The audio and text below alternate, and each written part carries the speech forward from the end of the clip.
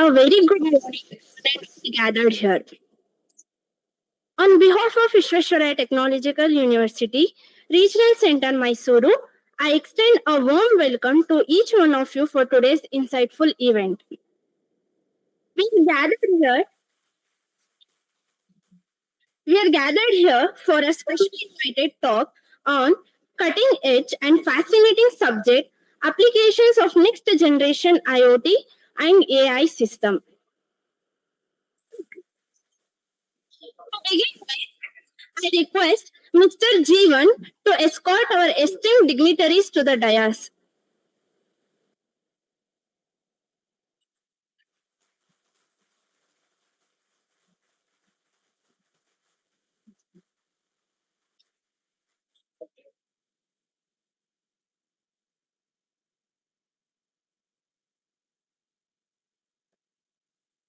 Thank you.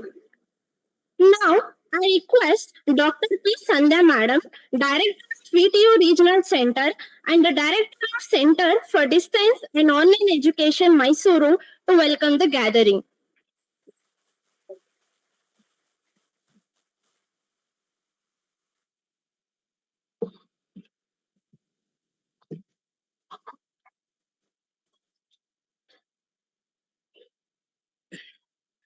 ಎಲ್ಲರಿಗೂ ನಮಸ್ಕಾರ. Very good morning, one and all. It's my distinct pleasure to welcome you to the highly anticipated technical talk on applications of next generation IoT and AI systems, organized by VTU Regional Center Mysuru in collaboration with the VTU Center for Distance and Online Education Mysuru. We are pleased to have a distinguished speaker of today's session, Dr. Ted Selker, whose expertise and vision in the field of IoT and artificial intelligence will undoubtedly inspire us. A warm welcome to you, Dr. Ted Selker. We are truly honored to have you here. I also extend a warm welcome to our esteemed Vice Chancellor of VTU, Dr. S. Vidyashankar sir, whose untiring commitment and outstanding contribution has been instrumental in the university's remarkable growth. Under his visionary leadership, VTU has witnessed significant academic reforms, examination systems as well, the establishment of Center of Excellence, and a strong collaboration with the top universities offering internship to the students. His initiatives in improving the students' placement, providing training opportunities, and supporting research have been transformative. Over the past 2 years, VTU has experienced a remarkable evolution thanks to his passion, vision, and dedication.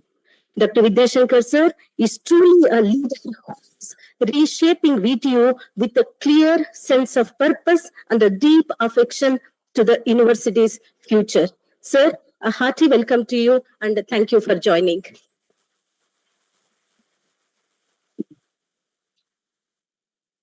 I extend a warm welcome to our beloved registrar, Dr. Angaswamy sir and Dr. T.A. Srinivas sir, the registrar evaluation, whose tireless efforts and dedication have been crucial in streamlining the university's administrative system. Welcome to both of you, sir. I also welcome the principals, the faculty, students who have joined virtually from various affiliated colleges, the regional director, the chairman, the faculty, the students joined from VTU PG Center, Burgi and Belgavi region. Thanks for joining through online and welcome to you all. We also have with us the heads of various sections, the program coordinator, the faculty and the research scholars gathered over here. A warm welcome to you all. I also extend a welcome to our online learners from Center for Distance and Online Education, joined from various states across the country and abroad. Once again, thank you everyone for being a part of this today's program. And I have also been asked to introduce the today's speaker, and I feel it's my honor to introduce him to this August gathering. Dr. Ted Selker, a visionary scientist, inventor, professor, and an entrepreneur who serves as a senior advisor for Trans Solution USA, where he supports the establishment of Center of Excellence worldwide. His expertise in next generation Internet of Things, the machine learning, and AI has influenced the creation of innovation solutions across various industries. Dr. Selker's career includes high-impact role with his tenure as a CTO at Motokarma, which leveraged AI to enhance personal decision-making. He has also been held the academic positions at various prestigious institutions, including Carnegie Mellon University, Silicon Valley campus, MIT Media Lab, and Stanford University. His industry contributions are equally impressive, including time as an IBM fellow as well as the research roles at Xerox PARC and Ataria Research Labs. Dr. Selker's innovation includes a groundbreaking design like track point device for notebook computers, advances in visualization and usability, adaptive help systems which have shaped the product from operating systems to Google Maps. A prolific inventor, Dr. Selker's work spans smart kitchen, voting technology, even the medical devices, earning him a numerous patents, awards, and media recognition. He is also the author of the recent book, Peripheral Computing. We are fortunate to have Dr. Selker with us to share his insights into the future of IoT, AI, and collaborative spirit needed to drive the technological excellence. Please join me in welcoming Dr. Ted Selker. Thank you. Thank you, one and all gathered here. I hope we will have a wonderful session today. Let's enjoy his discussion, and you enjoy a pleasure in listening Dr. Ted's discussion. Thank you, one and all.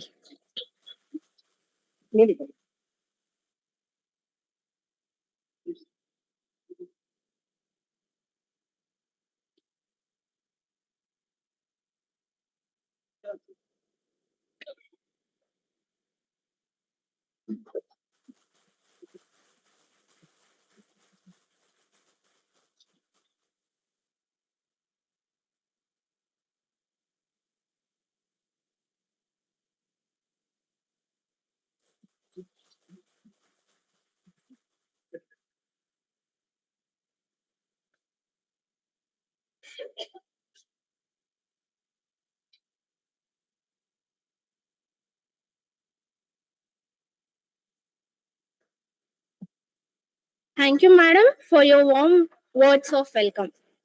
On behalf of VTU, we welcome our Regional Director, Dr. P. Sandhya Madam.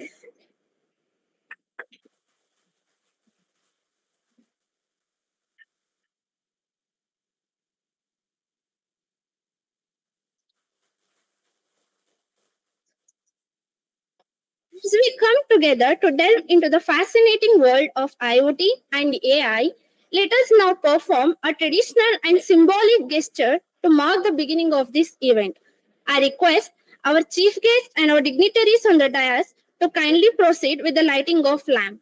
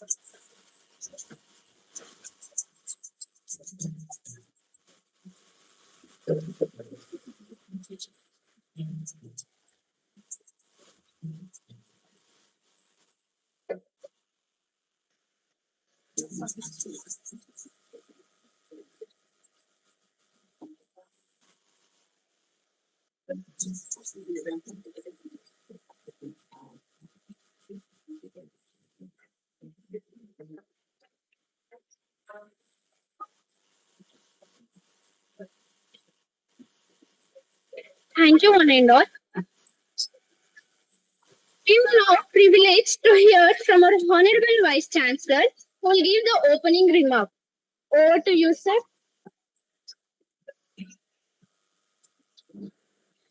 ಎಲ್ಲರಿಗೂ ನನ್ನ ನಮಸ್ಕಾರಗಳು. The chief architect for today's function, the great personality in IoT and AI, generative AI, Dr. Selker from Extreme Solutions, ESA, a leading expert in IoT and AI innovations, and other teaching and non-teaching fraternity of the university, the principals of all the institutions, those who are online and offline, and my dear students, those who are online and offline. The purpose of today's inviting Dr. Selker to this to give an exposure to the students what is happening in AI and AI, IoT and AI innovations.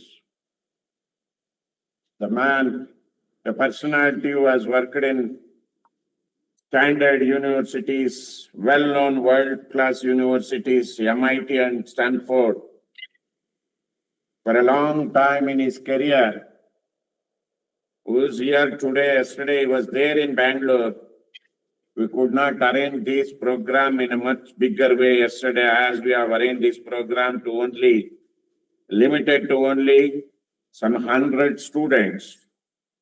But today I request the Mysore regional officer to arrange the program in a bigger way by creating by live streaming through YouTube, so that not only the students of BTU, but also the students of affiliated colleges of BTU will get exposed to what is happening. The personality who is here, who is going to present his talk today, is a great personality who has worked in the field of IoT and AI for a longer time, and he has invented many products which he is going to demonstrate while going through his talk. We all know that today we need to expose to the skill and reskill. We need to expose to the latest technology. Being an engineering graduate or engineering students, if you learn just a classroom teaching and face the examination and pass the examination, that is not sufficient. You need to do something extraordinary, think out of box, like innovation. And innovation in the field of AI and IoT, which leads to the invention of or come out with a new products which will help to a greater extent, whether it is a medical field, agriculture field, or education sector. Today, everywhere, the IoT and AI being used in all the fields, whether it is medical or engineering or agriculture field, that is the need of the hour. Using a technology, the productivity can be enhanced. The life cycle of human being can be enhanced with using the AI tools in the medical field. Lot of lives can be saved by using AI in the field of medical technology. In that angle, our chief man who is sitting here is the right person to say what is the inventions or the innovations that are being taking place in the different field, how students can make use of and use their intelligence to develop the product, And now VTU has decided to take him as an adjunct faculty yesterday itself to utilize his services to the entire student community of not only our own university, but to the students of the affiliated colleges, as we are already had a discussion yesterday with him, what way he can contribute in guiding our students who are showing much interest in learning the IoT and AI and develop the product. And the right personality is before you. I hope all of you can listen to his talk effectively and efficiently, use and interact with him. Definitely, it will add something to gain some additional knowledge from his talk. I thank once again one and all for having given me an opportunity to give open remarks. I feel that it is sufficient because the man before you, who is sitting before you, is the right person to say much about AI, IoT, and AI innovations. Thank you, one and all. Thank you so much, sir, for your encouraging words and support. We are grateful for your leadership and vision. Now, it's time to listen from the speaker. Over to you, sir. Thank you. I need the cable. Yes. And so if you have a question, I can just throw this to you and you speak in. Hello. Hello. You don't have to speak through the place. You just go out here. So tell me when you have a question. Let's see. No?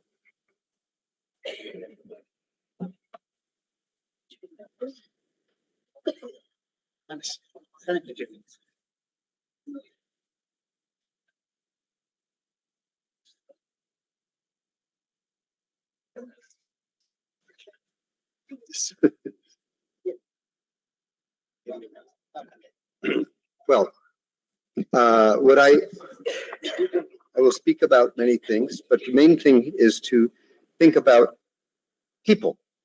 People are what's important. And what has been wrong with computers for maybe 80, 90 years is that they think they are the most important thing. We go to a cubicle, we fill out a form. What is wrong? Is it wrong? It sounds okay? And the question is, every time that we have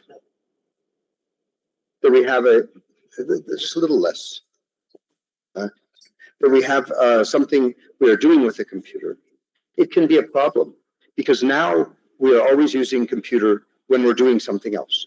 We are in social situation. And in fact, now in the United States, more people die from texting than from drinking while they're driving, okay? So this has to stop. We have to figure out what do we do to make technology work with people. You saw this microphone. This microphone's a funny little invention. Let that person over there speak, okay? So quickly, you see where it is going. So that is my idea. Here I am looking at this man using this computer. There's a red dot in the middle of his computer. This red dot is something I invent. This red dot, it allows you to use the mouse without taking your hands off the keyboard. In space, it's kind of not good to have a mouse floating around in the air. And also, when you're typing, for you and me, when you're text editing, not have to have another space over here for a mouse, or to take time to do it. That was the idea anyway. So you've seen that I've been at many places. I like to learn about different cultures of research. Research is having ideas that have not made a difference yet, and figuring out how to understand things. There are many kinds of research. And anyway, the point is that computing is now in everything, and that being in everything is what we're talking about when we talk about the sensors, effectors, and computing that is part of our life today. This board down at the bottom, that is X-Trans. X-Trans is a simple way of letting you experiment. Students can hook things together and get a feeling for how computers and sensors and effectors can work in the world. So I have made so many things because I love to explore. So this is a smart helmet, mediates communication between me and the world. This is smart car, makes me drive better. Not like a self-driving car, but a car that teaches me to drive. You see, in a self-driving car, it's like if you hand a person a fish, they eat tonight. With teaching to drive better, if you hand a person a way to learn to fish, then they can fish every day. So there are lots of ways of thinking about how to use technology. I tend to use it in an advisory way. Advisory is like a teacher. Assistive is like delegating. Delegating, having it do it for you, you forget how to do it. So that's just a little trade-off. Anyway, here I am on Good Morning America with a pair of glasses that are strange. These glasses, they can tell who I'm looking at and then send them a business card. Or if I look at this dog and I stare at it too hard, it starts barking. So we have we can make water faucet that changes the color of the water coming out. Now it's a product, and so many other things. Anyway, considerate systems is using sensors and virtual sensors. A virtual sensor is AI. It's modeling. If I model a situation, that is, I have representation, learning, and reasoning. Those are AI. Representation, learning, and reasoning. To understand and respect humans. That's what I want us to think of doing. So I test everything I try. There are many, many things I've built. This is a smart office, for example, that I made. And this one here, oh, now I have to go back. Oh, there. This one turns into the one laptop per child. I don't know if any of you know about that, but I made this so long ago. Between making this computer, one laptop per child, prototype in 1995, then it becomes product in 2000, maybe 4. So sometimes it takes a long time, even when you make prototype.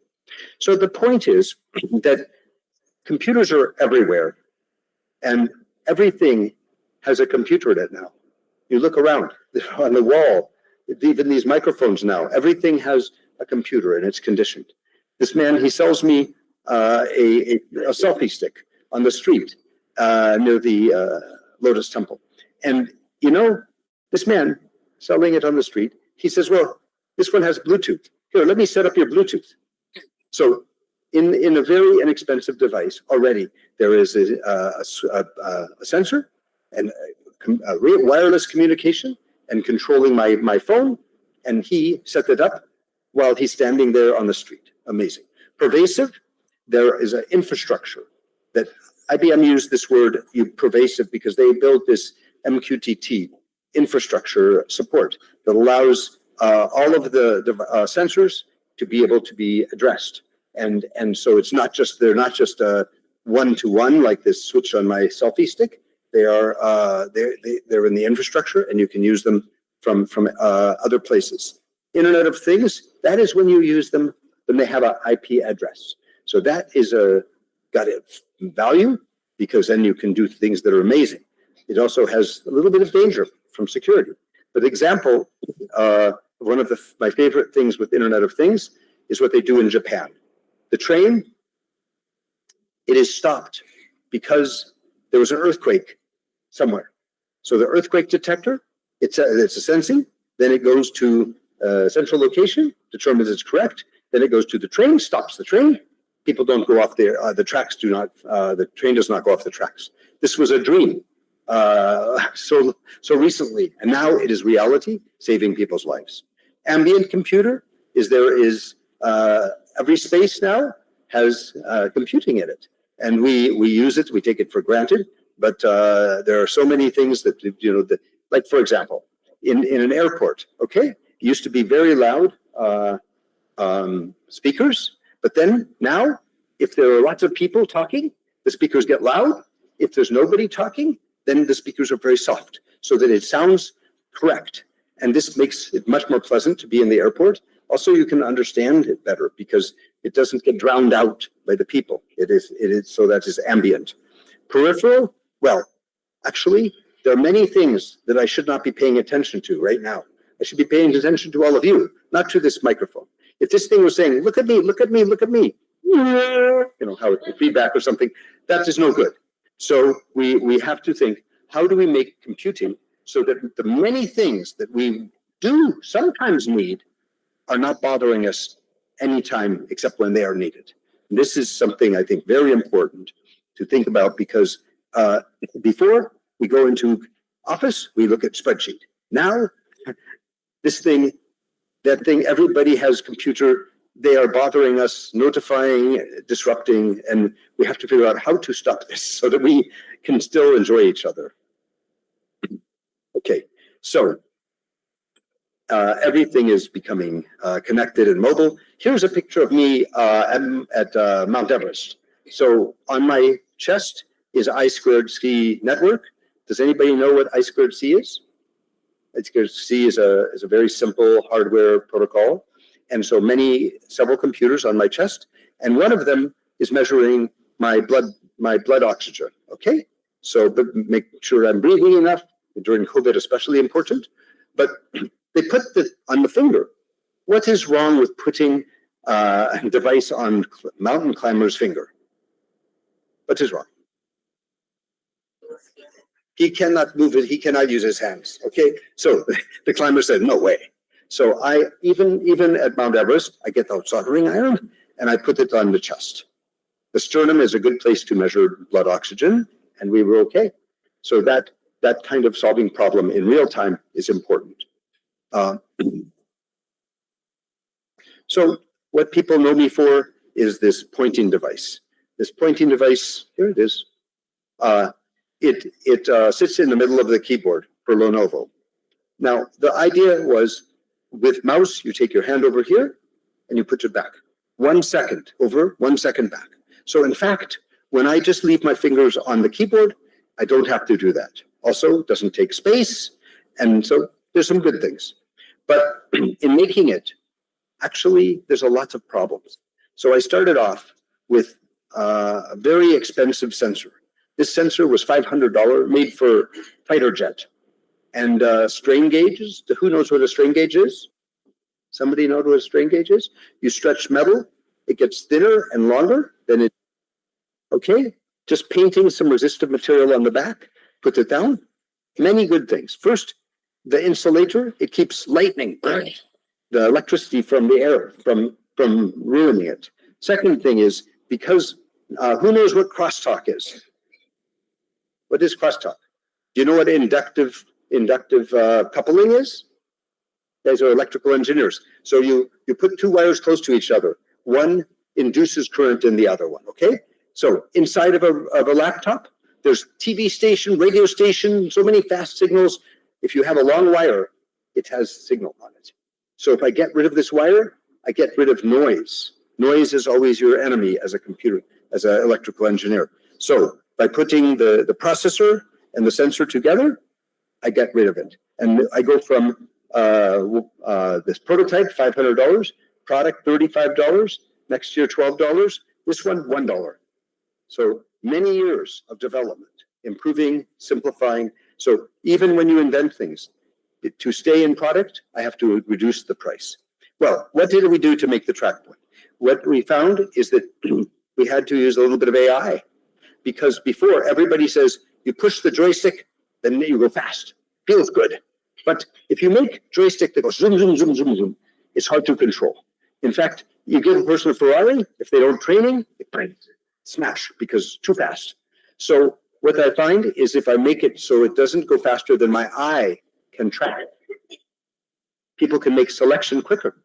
If it does, and when I'm going slow, very careful, it gets rid of tremor, predictable speed. When I try to speed up, it goes zoom, up to speed it can go. So fast acceleration, because no physics. When I try to stop, like ABS brakes. ABS brakes, they have ways to not skid on the tire. Same thing, goes slower. These changes, they were a part of experiments with human beings. I did not have all these ideas at the beginning. I didn't sit and say, oh, those ideas. I spent years figuring them out. And then I put them into the firmware. This firmware has actual AI, not learning, but just representation, right? I try to make learning. Learning is maybe you are young and you are fast, and I'm old and I'm slow. But I try this, and this would be a good idea, but it is not in the product yet. Learning, the product people were too frightened. Now we are at a place where machine learning is happening. This kind of learning I talk about, that was hill climbing learning. The machine learning is usually about big data. So I want you to remember that old AI, just modeling my cognitive and physical needs, it's still important and valuable. So anyway, I thought, okay, this one's 20, 30% better than normal joystick. Now I find out it's not just useful for pointing device in computer. It can be used for many, many things. And it is even used in surgery. Then I have this fantastic sensor I designed, okay?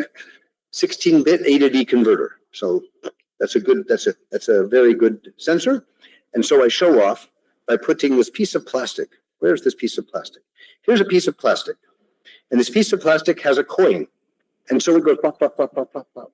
If I put the coin down, it goes flop. It goes flop, flop, flop, flop, flop. I put that up, it goes flop, flop, flop.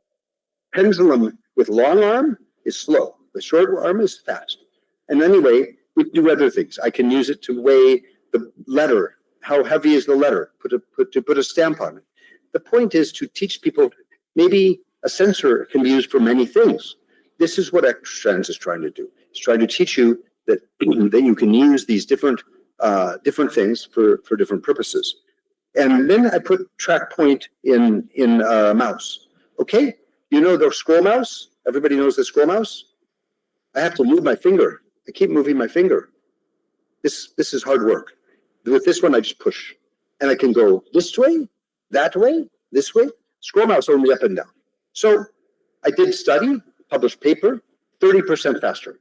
But Microsoft, they take out the API. So we still sell it. IBM made this product, but you don't remember it because you have to put in driver. No one wants to put a driver in. How do we make things so that they're easy enough to use, that people don't even think that they are a problem?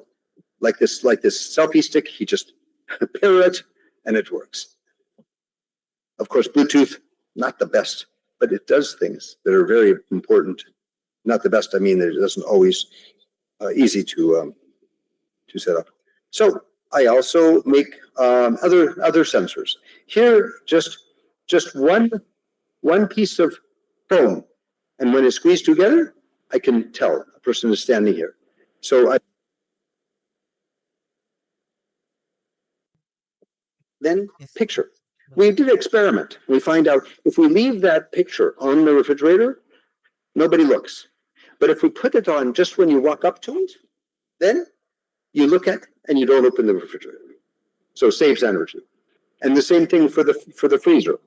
With the cold ice, if you open it, it makes snowstorm everywhere, and actually makes the sound of wind.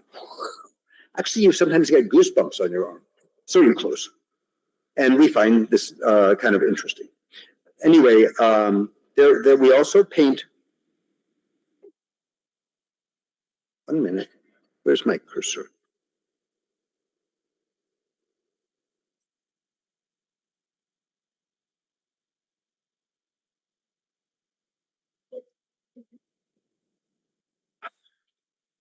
Uh-oh, circle. Anyway, you see these buttons on on that cabinet? Those are painted on with the I don't know why. No, I don't need network. No. There. So if no.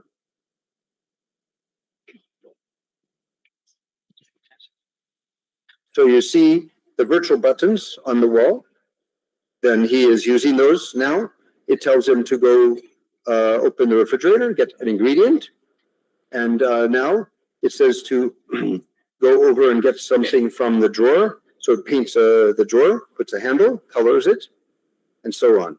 So this whole room, ambient computing, it has so many sensors, so many effectors, knows what you're doing, and includes in it the recipe and understanding what you are going to do in the kitchen. So maybe it is teaching you to cook. Well, the silly idea was the cigarette.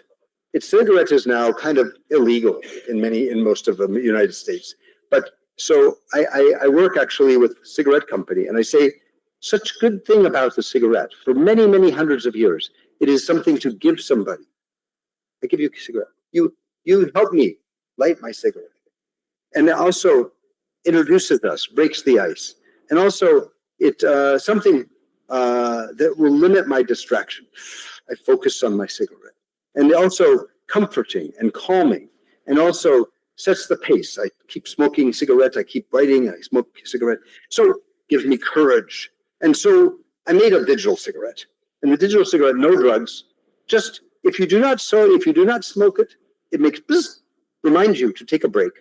And if you hold it in your mouth and there's somebody else with a cigarette, if it knows them, it goes doo-doo-doo. And if it doesn't know them, never seen them before, it's like, so it's trying to encourage you to meet them and maybe get to know people. So it is trying to simulate some of these ideas. These ideas, maybe they aren't going to be in digital cigarette, but the cigarette was fun to make. It has an annunciator, it has a photodiode, it has a sensor, it has a sensor for the airflow. So maybe very inexpensive, but maybe this is our digital cigarette now. I don't know. Anyway, I also made some other functional things. One sensor, just thermometer. A thermometer can be made with a photodiode. Just the back voltage on the silicon, it changes with temperature. And so you have a little, I have a voice chip and a small processor here. And what this oven mitt does is if you put it on the burner and the burner is hot, it says fire. And if you put a pot on it and the pot is cold, it says needs rewarming. And if you put this glove inside the oven, and it is above boiling and below burning, 454 degrees centigrade Fahrenheit is burning, then maybe it is ready to take out. Ready to take out, it says. So your glove talks, kind of fun. But also, I mean, just simple thing, just thermometer and a counter. Okay, this one. When you put something in the refrigerator, how many days has it been cold? Hey, after 5, maybe you take it out and throw away, right? So this is kind of fun, is that you have a leftover container that reminds you this is getting to be in the refrigerator for a long time. I also made a smart spoon. And what's interesting about making a smart spoon, there I am on Good Morning America, making pancakes with Diane Sawyer. But this one, all you need to measure salt level in some recipe is 2 gold contacts. So I put 2 gold contacts. They're the pins on a connector right there. And then I have temperature sensor. That's just a diode I told you about. And now it turns out if I have some zinc and aluminum, I can tell pH, the difference in how much they react. That you can tell pH, so you can tell maybe some more vinegar, right? And so this also a strain gauge. It changes, as I told you, when it gets longer. So I have 2 surfaces on this spoon, the front and the back. And the front one gets a little gets strained different than the back. It's gooey. If they're the same, then it's just thick. So I can tell thick, gooey, thin, salt, so many things. And you know what? This isn't even expensive. These sensors are just made of materials. Yeah, it's fun. We are in a great place. And now it can teach me how to cook. And then that's what I use the AI for. My student made some silly game. The silly game, he made a belt buckle. The belt buckle has a computer to remember everything about you forever. Of course, now this is the belt buckle, maybe. And this game we made, it measures your heart rate. The belt buckle.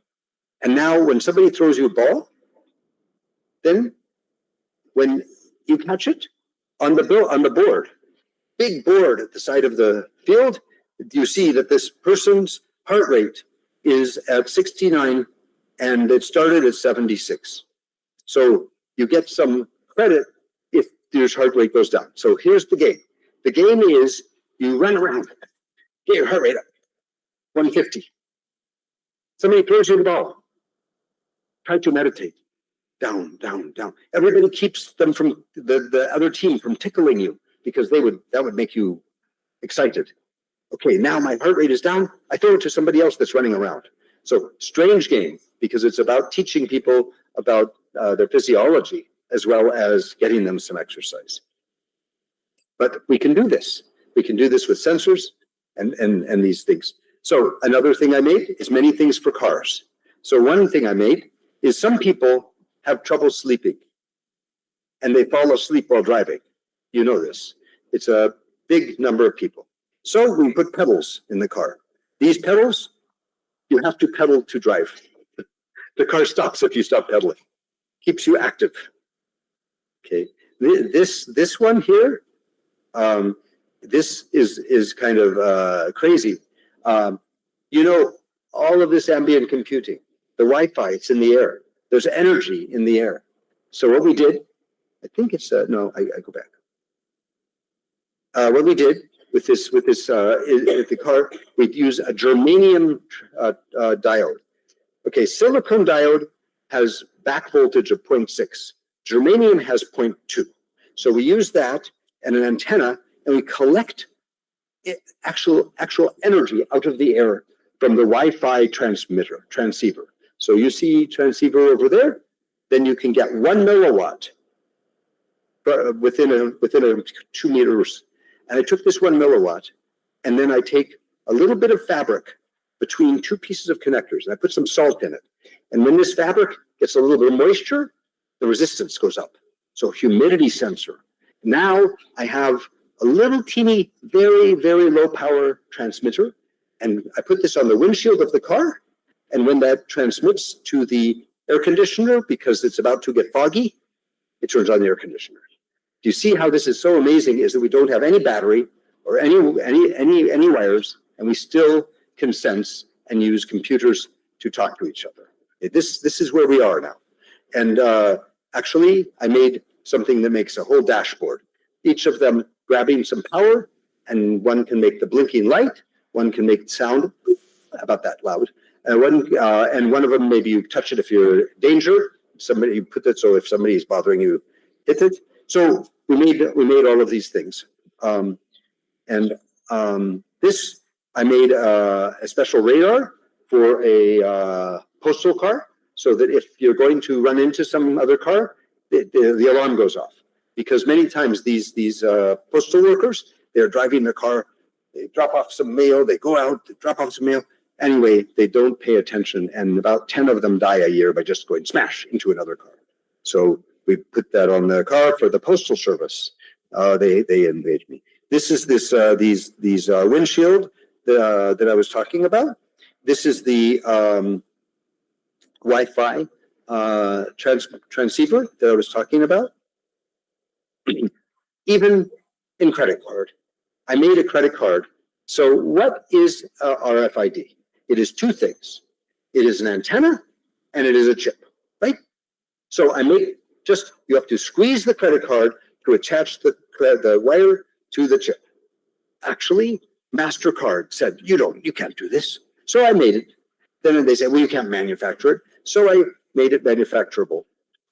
Then maybe MasterCard doesn't make it anyway, but the idea is that you can actually, even physical things, you have to understand the electronic things. That's why I'm telling you each time I talk about something, I'm explaining how and why it works, right?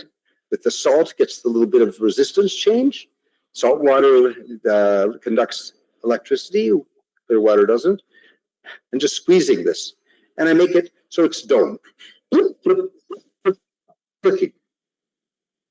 Well, one day I was riding my bicycle. How are we doing for time? We're okay?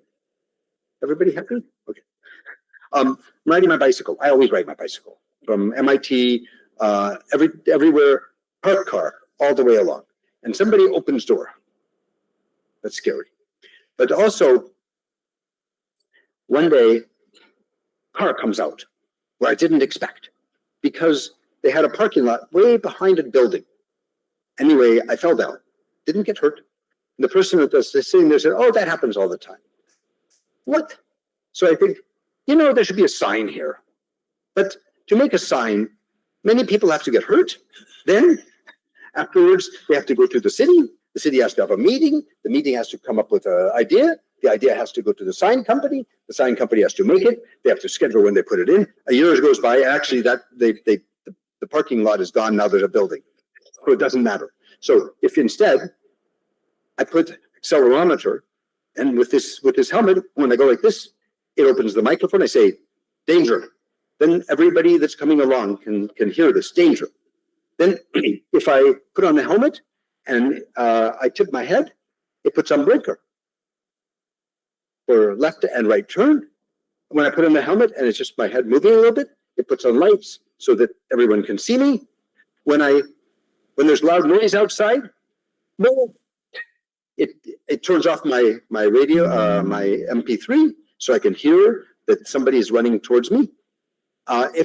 If I just talking, it talks to my telephone. I did many meetings on this. This one I use. Also, if I make a loud and terrible noise like obscenity or something, it covers it up with an alarm, with a horn.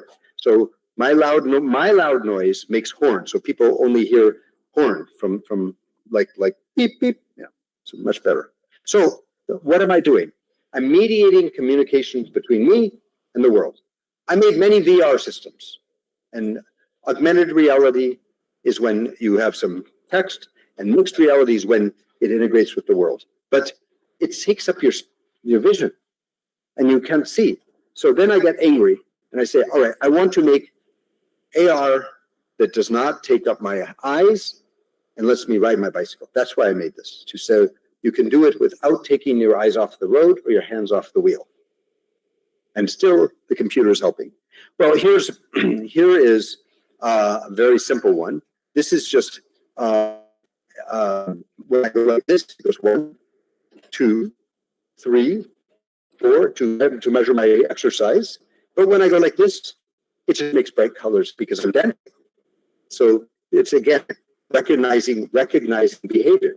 Okay. And anyway, I made a gumball machine, and this gumball machine was because, well, I found out they're going to make a very efficient building at NASA, and I'm working near NASA because I was at Carnegie Mellon at the time in Silicon Valley, blah blah blah. But what I find out is that of buildings, much of the energy wasted is people prop the door open, prop the window open. They are cold, so they put the heater under their desk. 30% of energy in many buildings is because people doing stupid things like this. So I make a gumball machine, and when you do something good for the building, you get gumballs. So if you close the window, you get gumballs. If you turn off the lights, you get gumballs.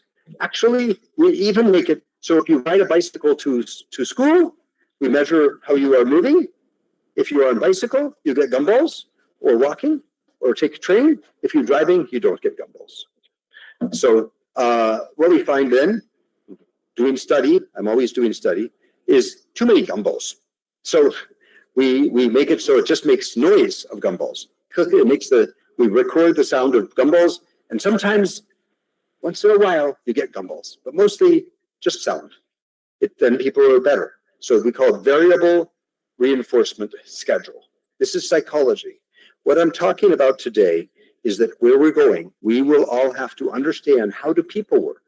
You take a psychology class, you try to learn about perceptual, precognitive, cognitive, social, and behavioral psychology. These are all of the things. And so I am always thinking about this.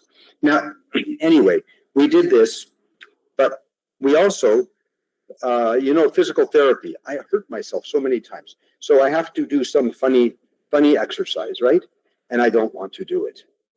So what we do, we put sensor on your leg, and then we notice you're doing it. Then somebody comes in to visit you, and you start talking to them instead of doing your exercise. So this thing notices this and tells them to go away. But if you keep doing it, they tell them to stay because they're lonely without them. They're practicing this. And even when they go away, maybe it puts video up for you. But if the video makes you stop doing it, it's on for you. And actually, we use big representation to do this. Anyway, you can make so many things so easily now. This is a robot I made. It is just Arduino. Who knows what Arduino is? Nobody? It's a small processor, costs only a few dollars. I showed it.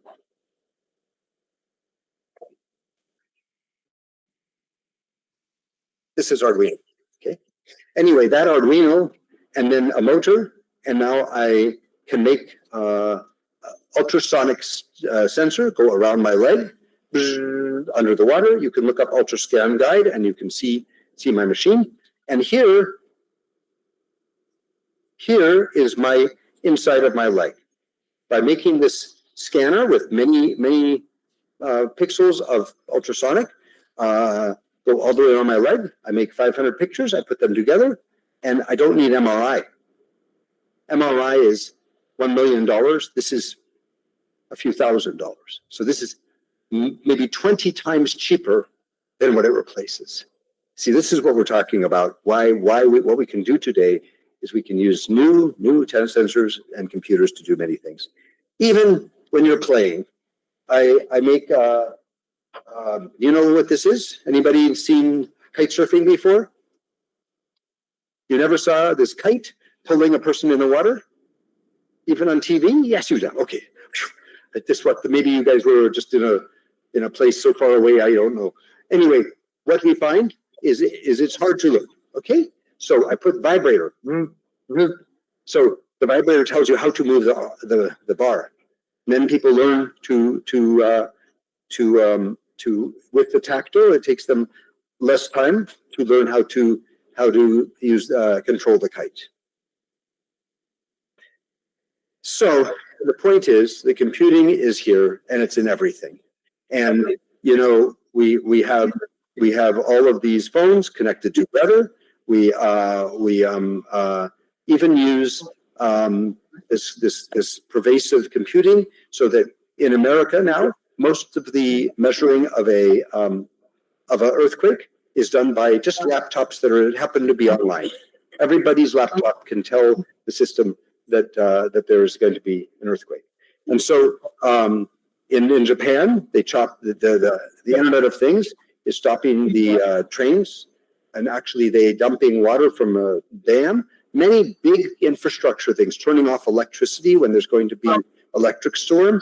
These are now happening automatically using IoT sensors. Ubiquitous. I find that people are, even when I'm in the mountains, far away from anybody, they pull out their phone and they're using their map. And when ambient, there's tens of thousands of audio communications all over Paris. When you are blind in Paris, every time you walk by a store, it says, "This is a shoe store. This is a pharmacy. This is a street light." It is talking to people. They can hear because because the computers know about the things. Of course, it's not talking out loud. It's talking through their earpiece, so that so it isn't ruining the whole environment. And you'll see that street lights, they're only turning on when people are in there now. So their sensing is saving lots of energy. And adapting to and this sound I talked about in the airport, it is adaptive. This is really another example of peripheral computing, keeping it out of your attention. But really, what I want you guys to think about is something more important, and that is that. Is that me? Okay.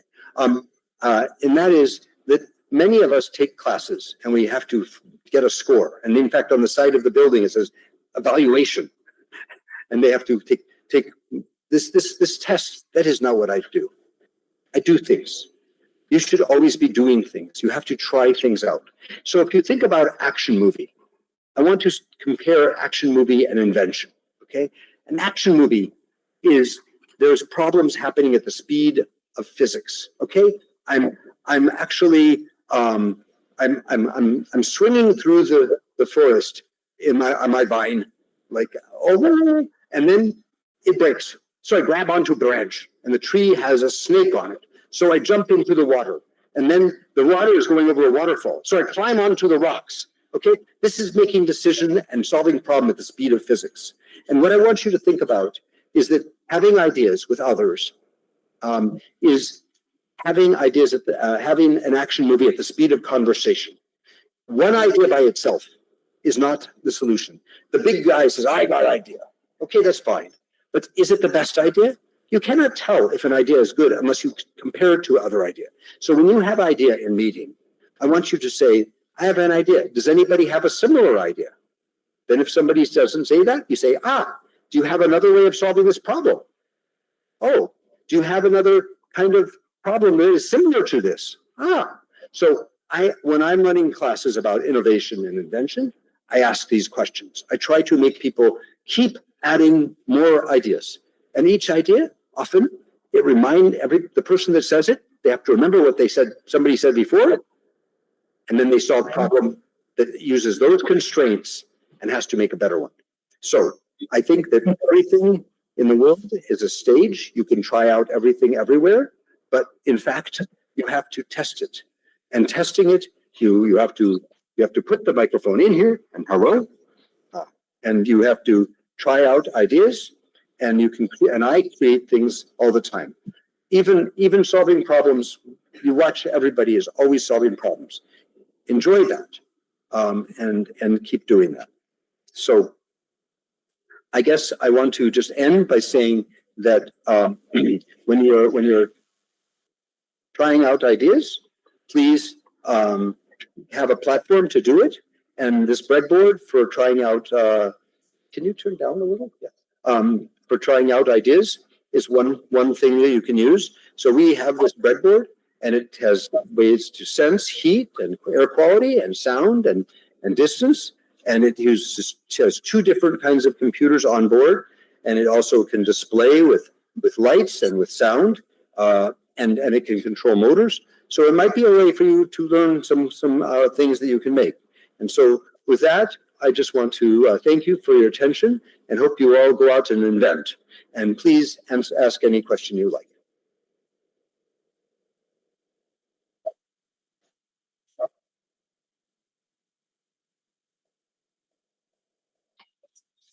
Yeah.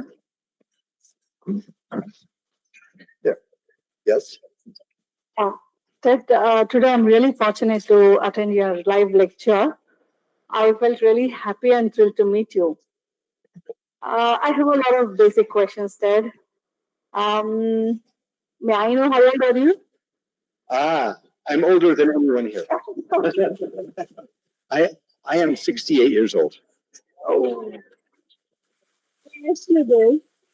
But I want to tell you that I can bicycle 100 kilometers today if anybody wants to go with me.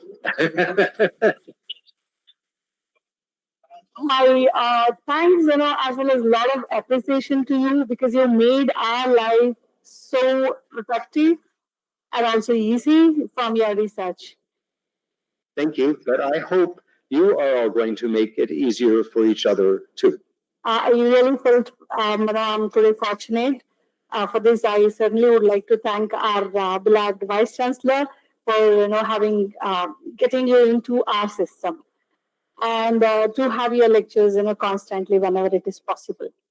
But I have a question, basically which may help our students. How did you get this idea of research? What makes you more interesting in this? And how long have you spent your life in this area? Well, when I was 5 years old, I decided to make a clock, but it's too hard. But when I was when I was a little older, okay, when I was 9 years old, hello, yeah. When I'm a little, this is still working.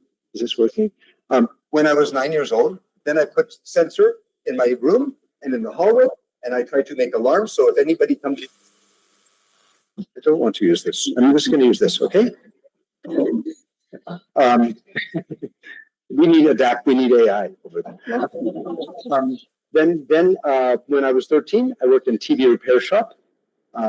When I'm 17, I made sensor net for forest for warehouser. So maybe it's not that I'm smarter than other people, but I try it all the time.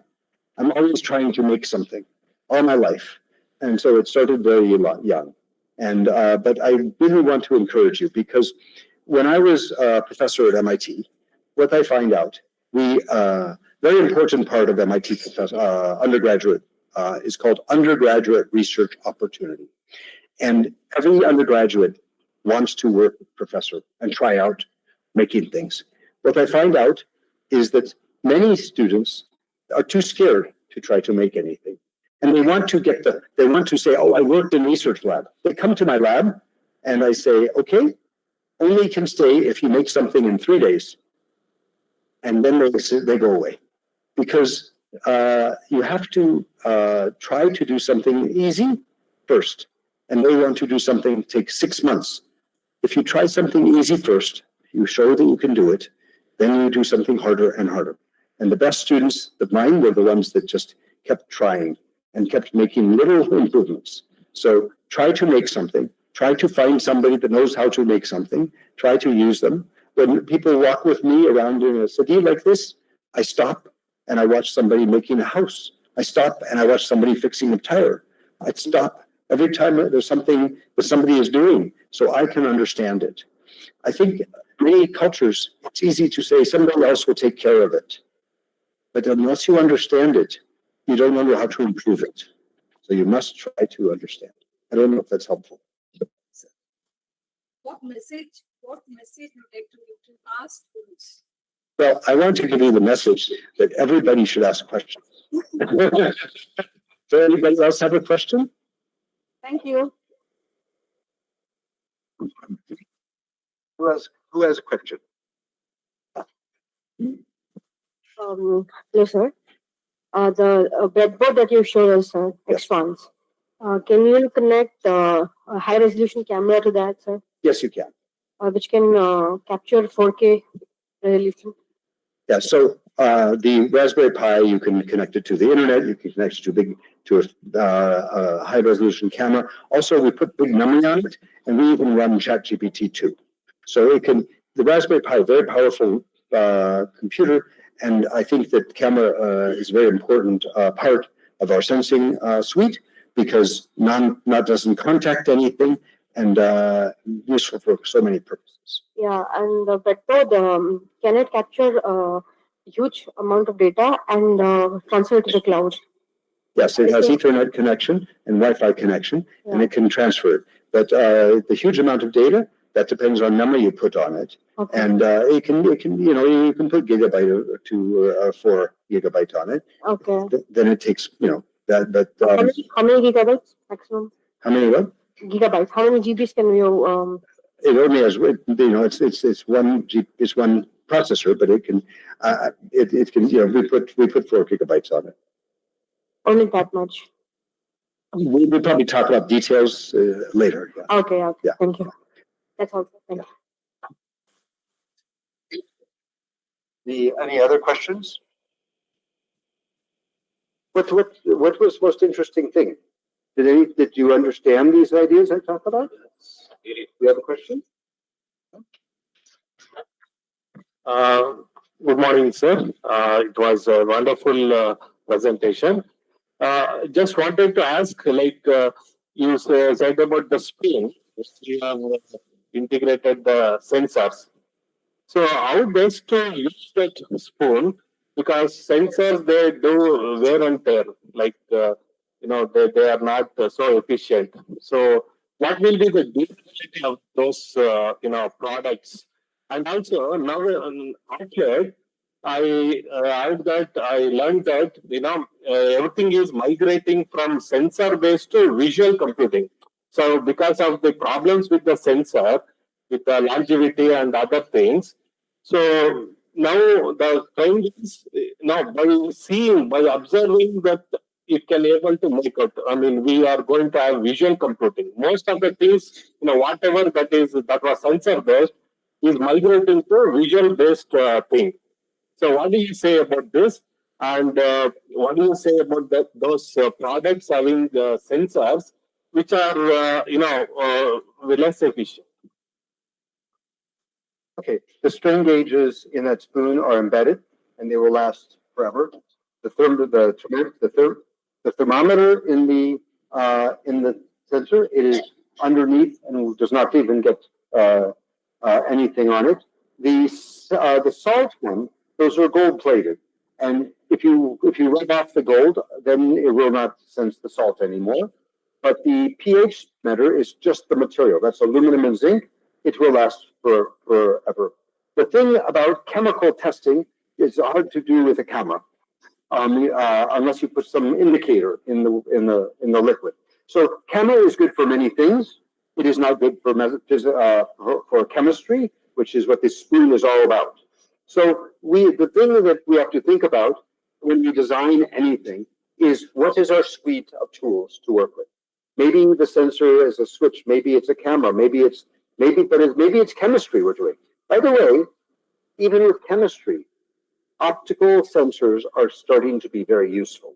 So the optical sensor can measure inside of your skin and get your pulse with the Fitbit. Okay, so some of what he's talking about is very important, but that is not just a normal camera. That is an infrared camera. So you have to understand your physics, and you have to understand sensor design. Sensors, by the way, there's 5 kinds of sensors. There's resistive, capacitive, inductive, with frequency, piezoelectric, and RF, and that's it. Okay, so now you know everything about sensors. So I think what's important is to start filling our mind with what are alternatives. As we design, we look for the best alternatives, and we try to know what the other ones are. I don't know if that's helpful. It scared him away, I think. Okay, one more last question, or is that enough? Yes, please. Hello, sir. As we know, all we are in the data-driven world. So most of the data, what we get for any of our research, most of the time it's unlabeled data. So, but unless if you are not domain expert, so it's very difficult to label them, or it's very difficult to understand. Especially if I'm a computer science, I just if I want to work on some mechanical or maybe the management related area, it's very difficult to differentiate the. Sure. So, is there any possibility, or can we, or maybe if we have any AI model to just auto labeling based on the maybe the domain what we use for our research? So I worked on a special kind of display design. Okay, and this display design had this strange whip, very strange piezoelectric motor, and we tried to calibrate this thing, 20 parameters in a mechanical thing, and it's impacted by humidity and temperature. And so we collect gigantic amount of data because, a person, you can maybe solve 2-3 parameters. You start getting to 20, it's a big mess. So labeling the data, not as important as just as showing, here's when it's good, here's when it's bad. Please learn. 20 parameter solution. Okay, that one, no need for labeling. Some things label it. If I want to know if somebody is kicking this is bad or good, I better label it. It will not figure this out unless it understands that this thing is broken, and so many things to understand. So until we have super intelligence, we will have to label some things. And what is surprising, quite frankly, is the old AI, the AI of modeling and adapting and some of the those are great for simple things.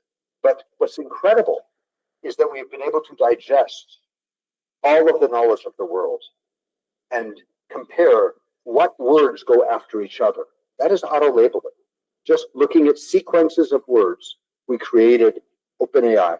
We created BERT first, transformer model, then we created OpenAI, and now we have this unlabeled data making it so that it can write sentences, paragraphs, be persuasive. Amazing. Okay.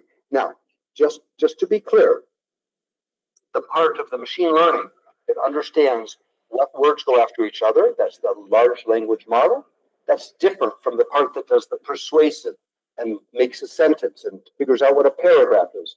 Those use old AI. Those we have to understand how to label and make what is a poem, what is a paragraph, what is a list. All of these things were not figured out by the LLM. Those were figured out by generative AI, which is what the OpenAI's big breakthrough from my point of view is making a user experience that matches people's natural language capability. So I don't know, that may be more question to answer than you meant to ask. But anyway, yes, one more question. Morning, sir. Sir, this micro ball has a voice recording, sir. Is what? Voice recording. Is your ball this ball is there, no, sir? Microphone has a voice recording. Yeah, this is voice. That's voice. That's not recording. That's just a transmitter. Transmitter. Okay. Sir, I have one question. Just now you have showed one research on social floor. The social floor is helpful for blind people also, sir, to walk on the floor. The Social floor. Very interesting question. Yes, you could make a social floor that actually shows a person where to walk by making sound. Shows you the edge of the room. Don't run into the wall. Don't run into the person. Don't run into the equipment. Yes. So yeah. Yeah. So I actually in my life I did many projects for disabled, and I love doing projects for disabled because actually there's usually money for it, but also nobody tells you to stop. So you can try something crazy. Yeah. Okay, is that enough for now, or do you want to move? Yes? Okay. All right. Well, thank you very much, everybody.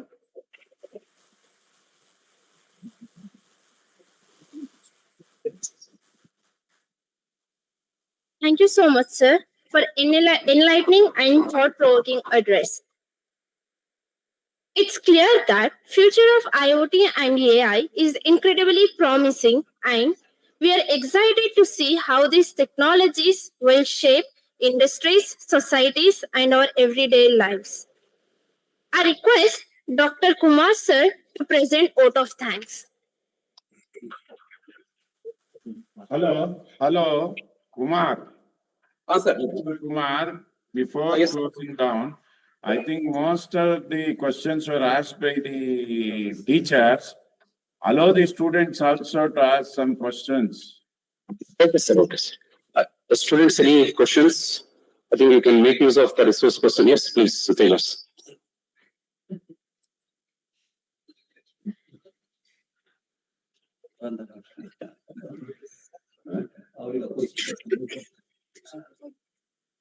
Anyway, we have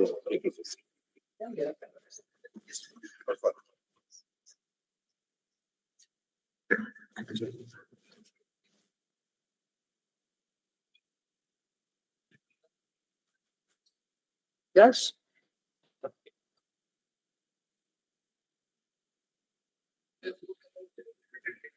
the virtual reality. We have seen the Apple Vision Pros and Meta has recently introduced their AR glasses, which is known as Jarvis. It works like Jarvis. Is there any technology at present world, or can we develop something where we can integrate the holographic technology to the mobile phones? Is there anything possible like that? So the most successful demonstration of augmented reality, probably in terms of getting many people to use it, is Pokemon Go, right? And this did not have glasses. This used a cell phone. So the question of how you present material, whether you hold it up in front of you, I have to fix, or whether it is just the glasses that you are already wearing, these will depend on what we are doing. And many mistakes have been made in augmented reality, deciding what do we people really want to use these for? So does this work again? Does this work again? Let me try it. Please. It does not work yet. Did I turn? Hello? Okay, it's working. Did it? Does it? You can hear? Hello? No, I have to turn on. Hang on, hold on.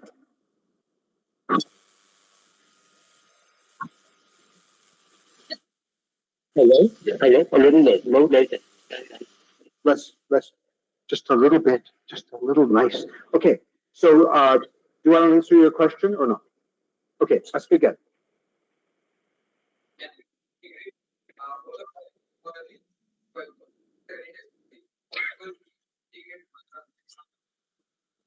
Holographic technology would be, is when you make a three-dimensional image based on interference, okay?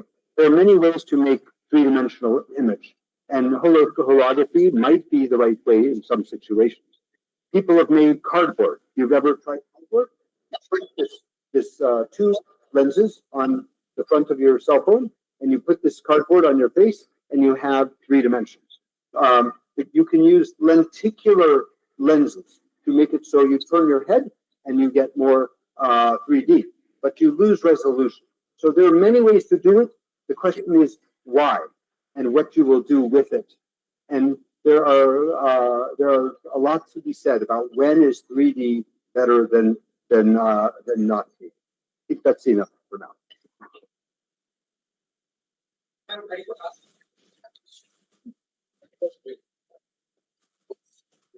Good morning, sir.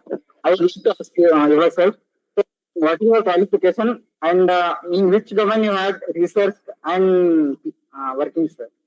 I have no qualification. No qualification? What I want to say about that is I have PhD in computer science.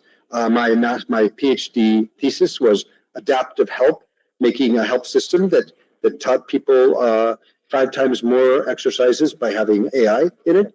But my undergraduate and master's theses were both brain modeling. Quite frankly, the only qualification that matters is if you can do something. Okay? Thank you, sir.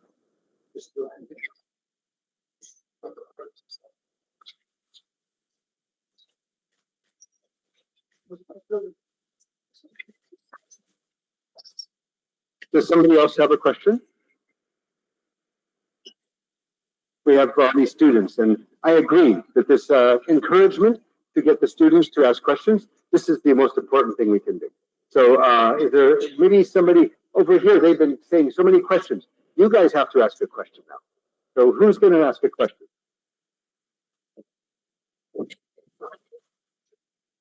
So, good morning, sir. So this has been bothering me. I had to hold this.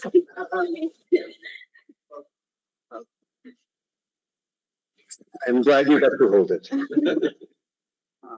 I really like the idea of helmet. Thank you. We'll make it together and you become rich. Yeah, probably people who wear that will feel like, yes, I'm feeling like Iron Man. Yeah, I mean, what's great is they are safer. And they also, I used to read books on my way to work or talk to my students. And also, I think the cars can see me better. Yeah, so this is great. So my question is, there are people who are who like minimalistic life. Sir.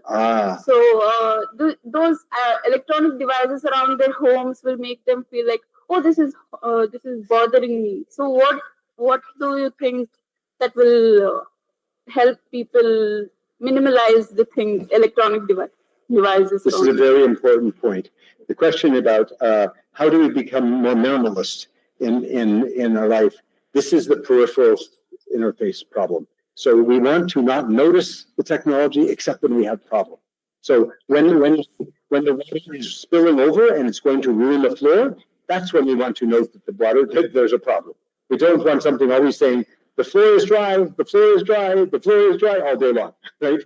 So yes, this is a very important point. And I think it's critical that we think about how do we make our lives simple enough so that we spend most of our time being with each other and enjoying our lives. Thank you.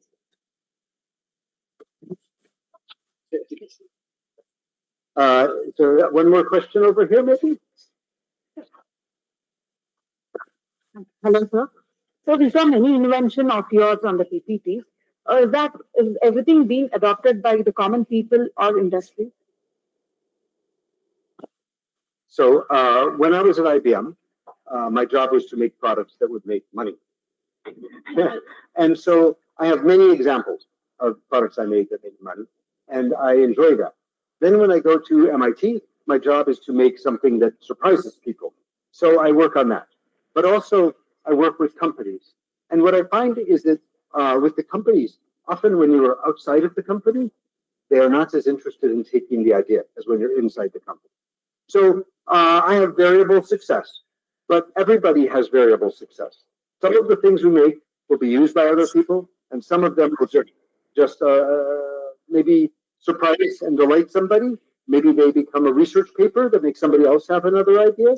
Maybe they teach us something so we can do more also. So we do things to learn, we do things to delight other people, and we do things to make a better world. All three.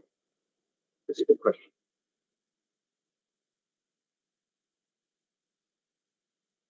One more question. Everybody wants to more questions, so I can keep going, but it's your choice.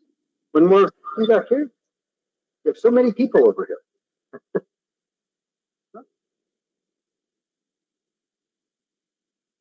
Well, maybe that's enough.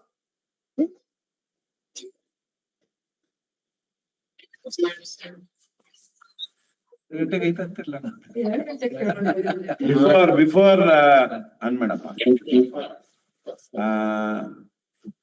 Professor, Yes, sir. Yes, sir. one question from this side. I'm sitting with all the chairmen of the departments. Selker, Professor Ted, I'm Vidya Shankar here. I'm sitting with my professors here. They have some questions too. I'll ask question. Dr. Meghana Kulkarni, the chairman of Department of Electronics, she wants to ask one question. She will ask one question. Fantastic. Hello, sir. Sir, I am Meghana Kulkarni. Hello. Am I Hello. 11.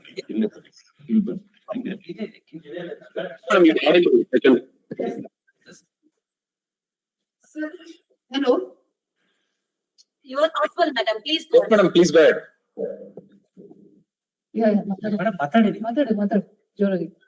Sir, like security has become a major challenge nowadays. So what are your views on that? The research aspects or anything related to security?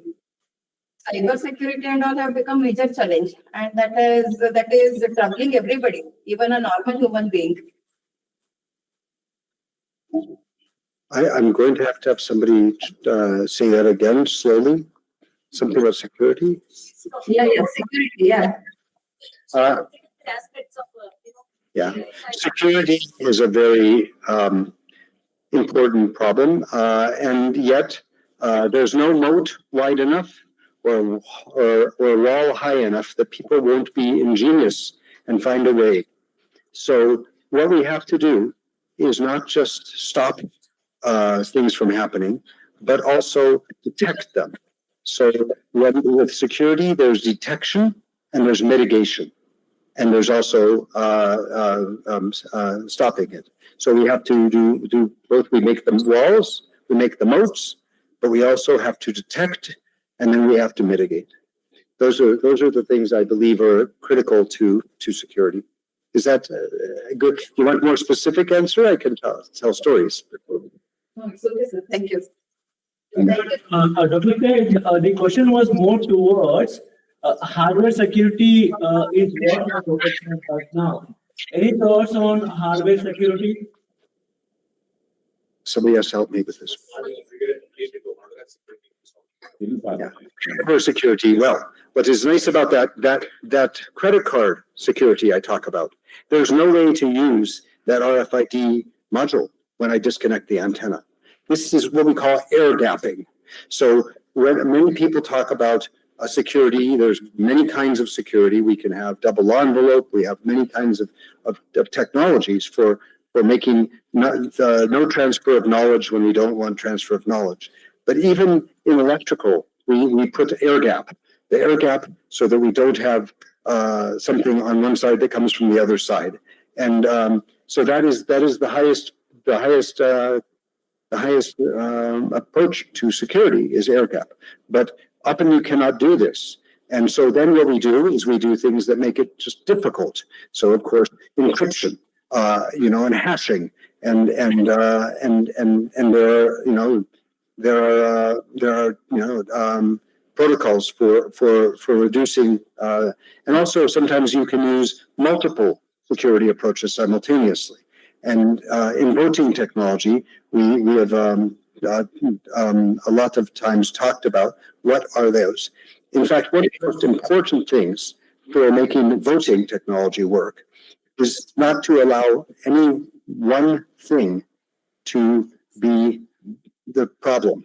So if you have redundancy, then if you have to, you can tell that maybe one thing was compromised, but others were not. So there's something called a Byzantine architecture, where you have multiple programs written in different ways that have to come up with the same solution to agree with each other for you to believe that actually that thing they came up with is correct.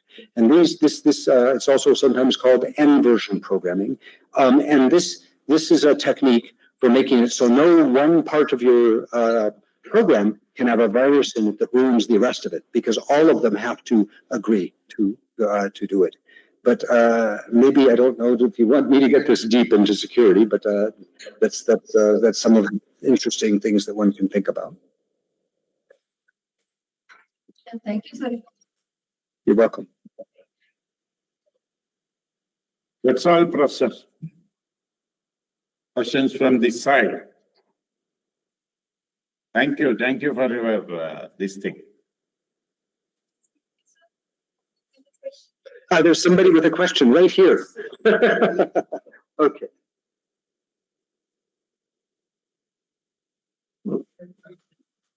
Good morning, sir.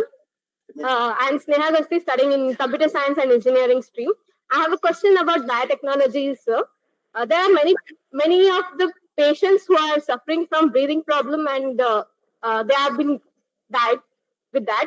So, is there any technology that can help in identifying the breathing problem that can be adaptive for all the regular people with low income? Like we can build or research any technology such that.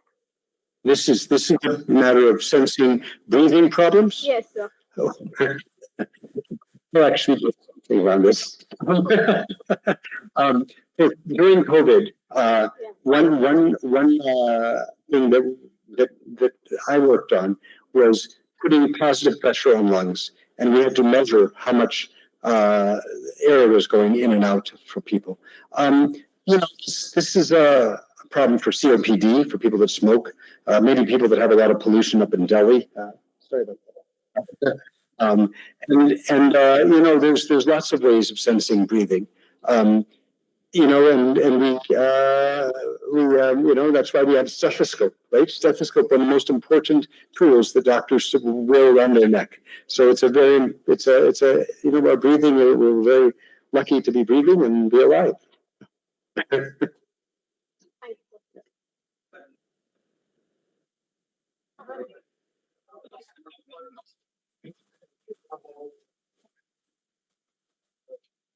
Good morning, sir.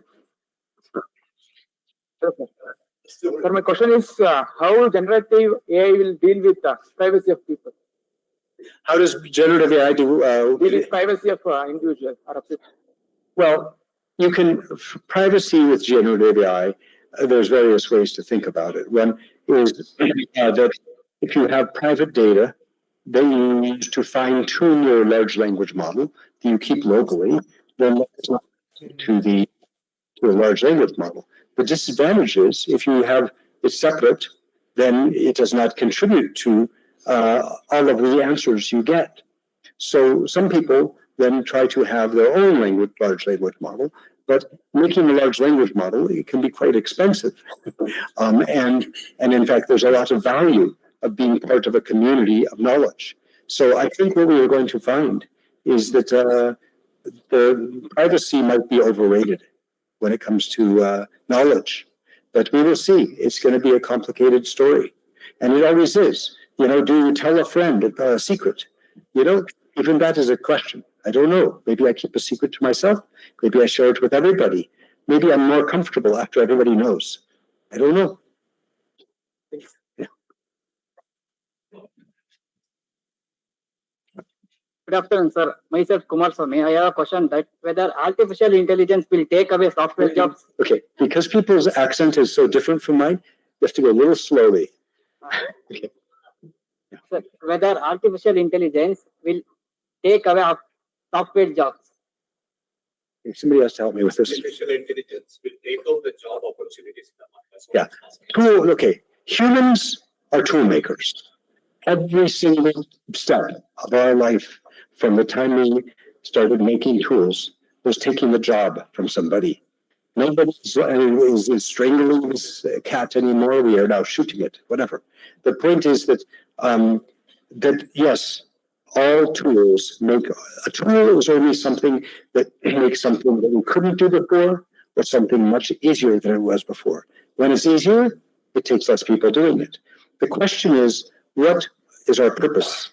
So if you think about the idea of the means of production being how we value ourselves, this is a very important idea that came with Marx and so on. There's philosophical stuff to say about it. But quite frankly, what people really want to do with their time is spend time with each other and have a social life. And they all dream, I will be so rich like our king, I can sit around and just eat and talk to my friends and go on adventure. Okay, so I don't know if that's what we want to do, that the world will take care of us and we're all just sitting around doing nothing.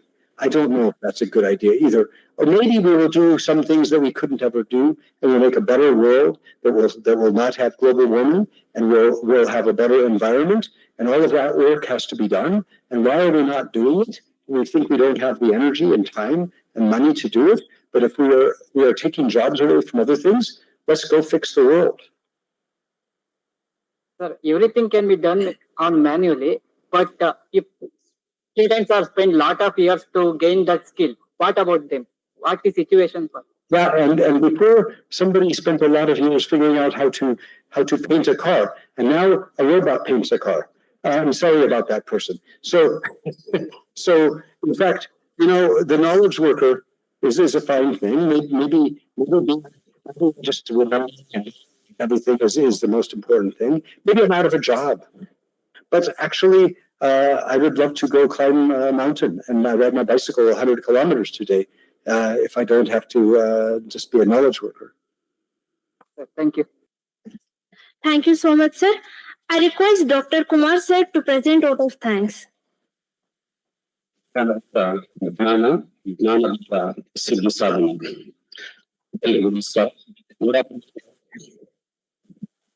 It's my honor and privilege to extend a heartfelt vote of thanks on behalf of Vishweshwaraya Technological University. I would like to express our sincere gratitude to Dr. Ted Selker for his insightful presentation on applications of next generation IoT and AI systems. Dr. Selker's expertise and forward-looking perspectives have given us much to think about and aspire to as we continue to explore these transformative technologies. Thank you, sir.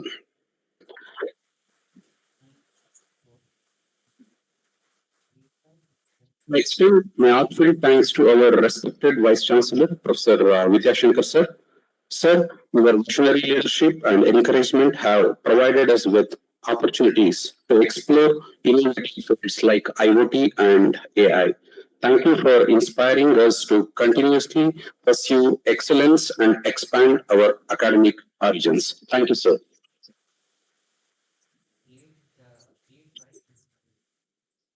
I would also like to extend our sincere gratitude to our registrar, sir, Professor B. Rankaswamy. Sir, your meticulous coordination and guidance were instrumental in ensuring the smooth organization of this event. We deeply appreciate your support in facilitating all the necessary arrangements, making today's session success. Thank you, sir. I extend my heartfelt thanks to our Registrar Evaluation, Sir, Dr. T.N. Srinivasa, sir, and our Finance Officer, Dr. Prashant Naikaji, sir, and also our Regional Director, Dr. P. Sandhya, for their support, consistent support and motivation. Thank you very much. I extend my thanks to all the other regional directors who have joined online, and also the chairpersons and principals of our affiliated colleges. Your presence here underscores the importance of this topic and motivates us all to engage deeply with emerging innovations in IoT and AI. Thank you. I would also like to thank our program coordinators, faculty members, research scholars, and students, and all the teaching staff of VTU Mysuru, whose dedication in advancing knowledge and understanding has made this event possible and meaningful. Your commitment to fostering an environment of learning and discovery is truly commendable. Thank you all. Lastly, thank you everyone in facilitating this talk. Your hard work behind the scenes has made this event seamless and enriching experience for all. Thank you once again, everyone who have joined us today. Thank you.